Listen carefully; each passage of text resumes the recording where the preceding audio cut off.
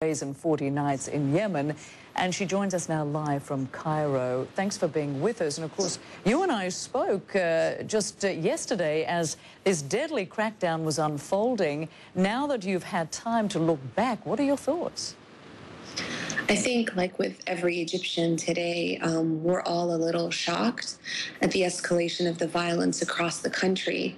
And so much blood has been shed. The Ministry of Health puts the death toll at 278, including 43 officers, which obviously means that the death toll is much higher. The burning of churches, the extreme hatred we can witness from Egyptians turning against Egyptians, I think is the scariest part of all this.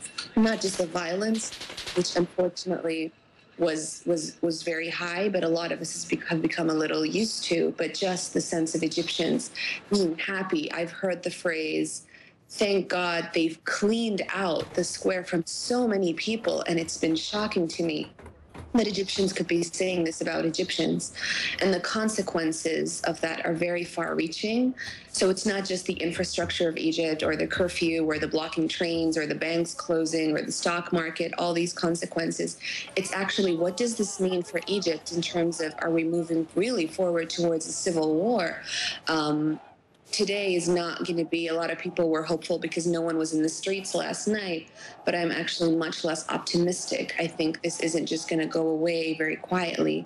And when people talked about dispersing the sit-in, the problem with dispersing it is that what happens is that they only end up regrouping, growing in size, radicalizing, attracting wider public sympathy, and then cause the dominant the rhetoric of the Islamists to become even more uncompromising. And already we've started seeing smaller sit-ins in Mahdi and other areas of Cairo beginning again.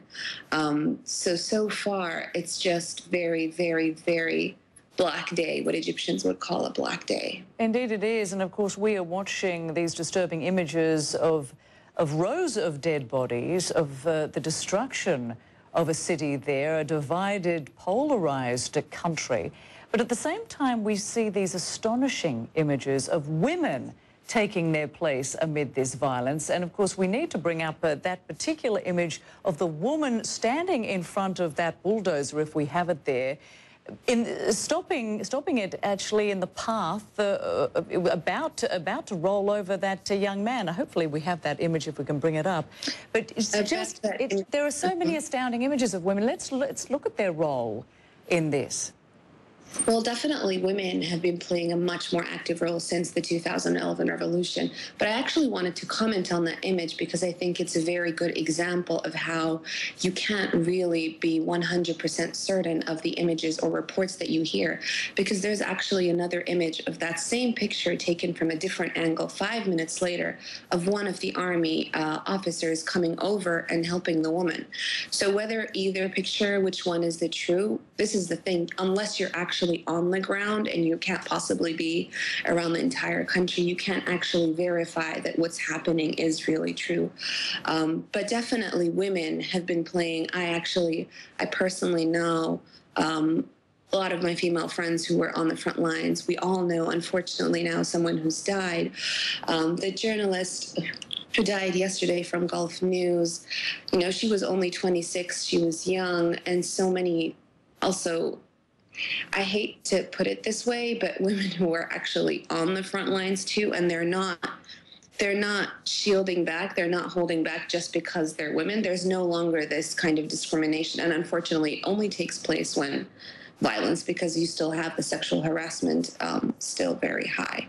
But when it comes to death, I guess you're still dead, whether you're a woman or a man. That's right, and you talked a little earlier there about some portions of Egyptian society happy that people have been cleared out, and we hear how you feel about that, and clearly you're not, you don't feel the same way. And Mohammed El-Baradei, the interim vice president, I mean, he has handed in his resignation. He does not want to be a part of this. Could this be a turning point, or do you see an inevitability here, a march towards civil war?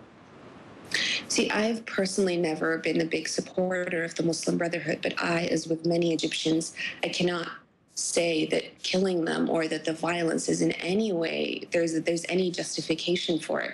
And there were heavy losses on both sides. You know, even one of the Muslim Brotherhood leaders, his 16-year-old daughter, has been allegedly killed. The violence, you know, the prime minister, when he was finance minister under the events of Maspero, he resigned, and the death count was nothing compared to this. But you had him come over yesterday, and there was no resignation. The Noor party, which is the Salafi party, over the night, they called for his resignation and for the entire cabinet, and actually quoted this, saying that you resigned when there was no death count. What's happened now? And you have a very scary press conference by the Ministry of Interior very late at night, around 10 p.m., not very late, but around 10 p.m., and he had a quote which was very scary, I think. He talked about how security will be restored to this nation as if it were before January 25th, which in retrospect, you know, you think we've been through all this, and now have what we accomplished just taken us right back to square one, only with so much loss to Egypt and to Egyptians. And I think the biggest or the scariest development we have is this, the Egyptians turning on Egyptians. It's the burning of almost 45 churches. You know, what does this mean? You have someone crack down on you, bully you, and then you turn and you look towards who's weaker than you. And what does that mean for minorities or even for women? And the real underlying problems, which is the ideological division and the free-falling economy, of course, those problems are only going to get worse. You've lost the potential for political compromise now, obviously. And there's a huge portion of Egyptians who are very much swing voters. You run the risk now of them moving back towards the Islamists, actually, or towards complete apathy and just not doing anything. You have the international community, their kind of support. I very much doubt that the military or the police, and it's still not very quite, of course, the military's in control, but the role of the police and how they've been working together could have gone forward without at least some kind of green light or feeling that they would be supported. But again, you know, this isn't the time of an age where autocrats, they could invoke the notion of, you know, national sovereignty and avoid interference from the international community when they repress their own citizens. That doesn't happen anymore. So the international community and how they react will be very important. You know things are bad when Hamas denounces you. But again, it's not in the best interest of the U.S. to call this a coup. But they are considering canceling the Bright Star military exercise, so that's a step. But I guess how things develop will show what the military is going to do in the following days. All right, Ethar El-Katatney, thank you for sharing your perspective on this. Appreciate it. Thank you.